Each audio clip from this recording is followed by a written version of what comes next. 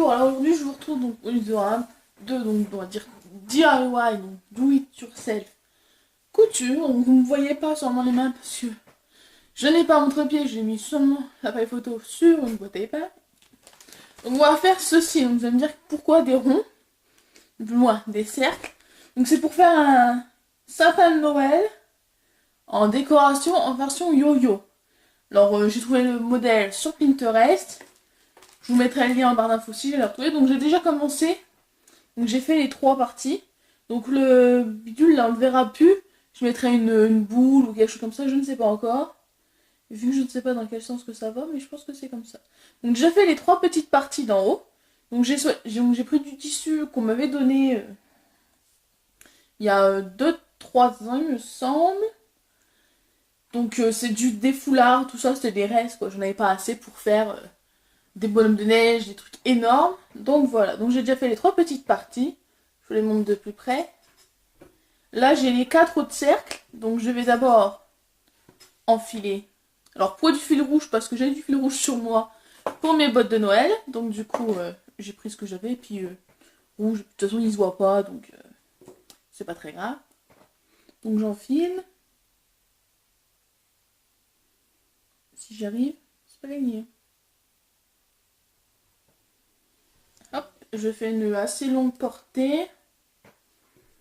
De toute façon, voilà. De toute façon, je crois que j'utilise pas tout. Hop, si ça se coupe, c'est bien. Si ça se coupe pas, tant pis. Donc je vais raccourcir. Hop. Donc je vais d'abord donc prendre mon cercle. Donc là, c'est un cercle violet, tout ça. Le retourner parce que c'est l'endroit. Et je pique, tout simplement. J'essaye de rapprocher ça. Je vais tout simplement venir vous montrer. Toi, oust. Donc je prends l'aiguille, je pique près du bord, mais pas trop non plus. Et je fais tout simplement ce mouvement-là. Je pique et je ressors. Je pique et je ressors. Tout le long.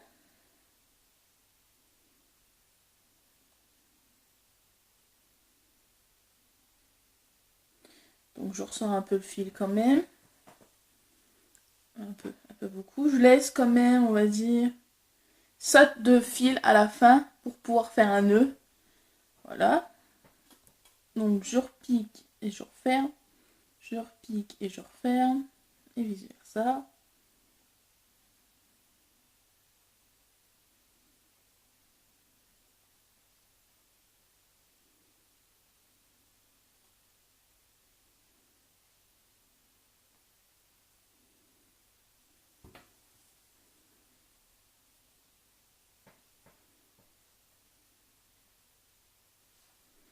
Voilà, donc j'ai presque fini.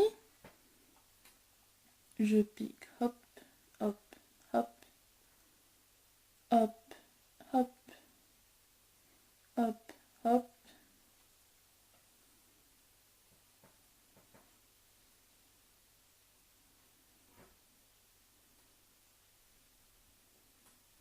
Donc je tiens l'autre fil parce qu'il est en train de se rouvrir, de se barrer, tu vois. Alors hop, donc là j'arrive au bout par exemple. Donc je repique, hop, je ressors et je repique tout près. Et je le ressors dans le sens inverse. Je tire, sans embarquer les autres aiguilles, ce serait pas mal. Là je vais laisser une longueur de fil à peu près comme ça, un peu au pif quoi. Si ça veut bien se couper. Donc là je prends les 2 fils et je tire tout simplement. Donc j'essaye de bien positionner mon tiron, de bien le former. Donc là il est assez bien formé pour moi. C'est mon point de vue. Donc voilà, un petit rond, tout ça. C'est au centre, donc c'est bien fermé. Donc je prends mes 2 fils et je fais d'abord un premier nœud. Pour que ce soit plus solide, j'en fais un deuxième, puis un troisième. Simple sécurité. Voilà. Et je coupe, pas trop en ras, mais un peu comme. Et donc voilà. Mon 4e rond. Donc ma petite pyramide. Hop. Et je vais faire ça à chaque fois jusqu'au bout. Donc je reviens dès que j'ai fini tous les petits ronds. Et bien évidemment, je vous montre comment le monter. Rebonjour les amis, alors j'ai oublié de vous filmer comment monter ce magnifique petit sapin. Donc j'ai tout simplement pris une paire donc, de mes rainbow balloons qui me restent, que je cherche à vendre mais plus je n'y arrive pas, je disais de le prendre. J'en ai mis une au bout, donc j'ai pris du fil, donc j'ai pris de la laine tout simplement parce que j'avais que ça en gros fil sous la main pour le moment. Donc je l'ai passé au fur et à mesure, j'en ai monté un, voilà, comme vous pouvez le voir dans les détails, je suis passée au milieu.